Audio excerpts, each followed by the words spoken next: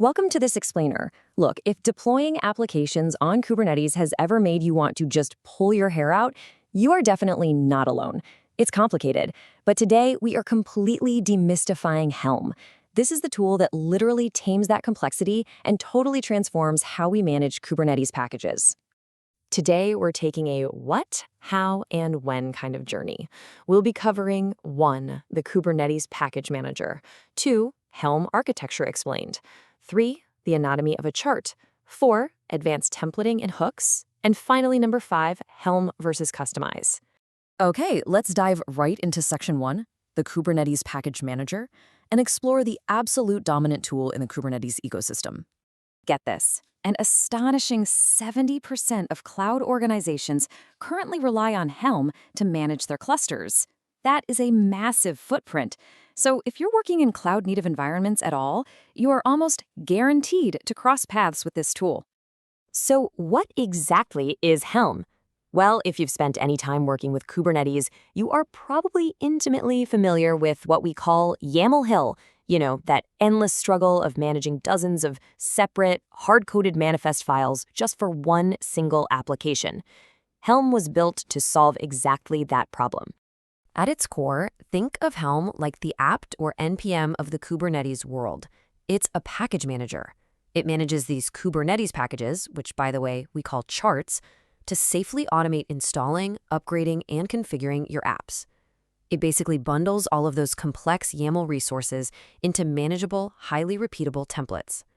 And Helm's evolution has been pretty wild. It actually started as a simple hackathon project way back in 2015 under the name Helm Classic.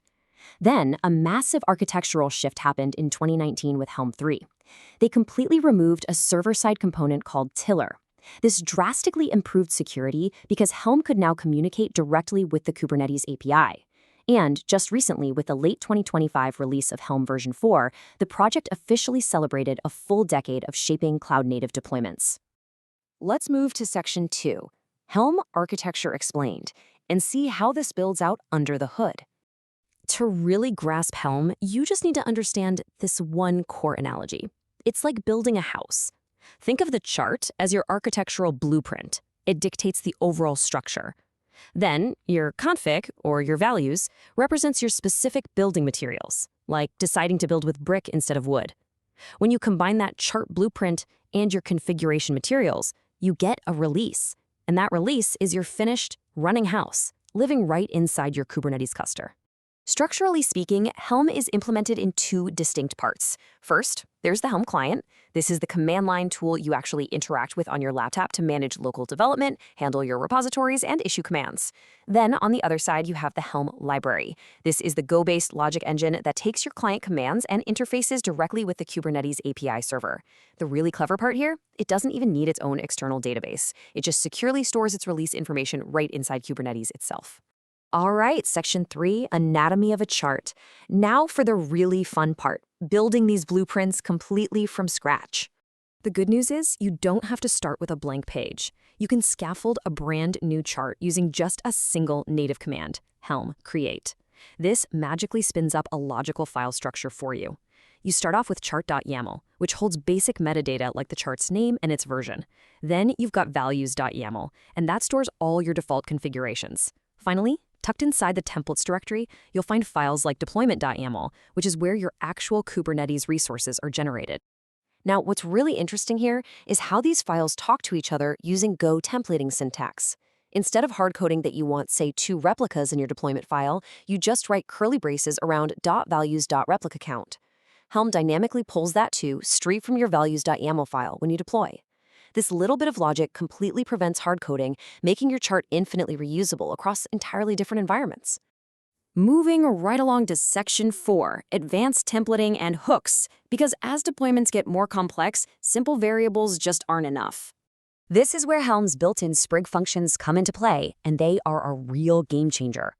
These functions let developers manipulate data dynamically, right inside their templates. It essentially turns your manifests into a full-fledged logic engine. For instance, you can use cat to concatenate strings with spaces. You can use join to elegantly transform a list into a delimited string. There's quote to safely wrap your variables, or default, which provides a fallback value just in case a user forgets to specify one. But beyond manipulating text, we often need to manipulate time. So the crucial point is understanding chart hooks. These allow you to intervene exactly when you need to, at very specific lifecycle events. Imagine you need to back up a database or run a migration script before an upgrade even runs. You can easily orchestrate that with a pre-upgrade hook. You can even set deletion policies, like hook succeeded, which tells Kubernetes to automatically clean up your migration job the second it finishes successfully. And finally, Section 5, Helm versus Customize. It is time for the ultimate deployment showdown. And this brilliantly illustrates a fundamental philosophical difference in how we handle deployments. Helm is a powerful logic engine. It relies heavily on Go templating, features native dependency management, and boasts a massive ecosystem of over 10,000 public charts. Customize, on the other hand, takes a totally different path. It's actually built directly into kubectl. It uses a declarative overlay approach, which means absolutely zero templating logic. It simply takes a base YAML file and patches it with specific changes for whatever environment you're in. So which one do you actually choose? Well, here is a concrete strategic matrix to help you decide. If you're deploying complex third-party stacks, like Prometheus, for example, or if you're distributing an app to clients, Helm is absolutely the recommendation. Its packaging and dependency management are just unmatched. However, if you are simply managing an internal application across dev, staging, and prod, or if you want a pure GitOps pipeline where every single change is highly readable in a Git diff, Customize is very often the cleaner, simpler choice. As we wrap up this explainer, I really want to leave you with a vision of the future, because true deployment mastery isn't about isolating your tools, it's about how you unify them.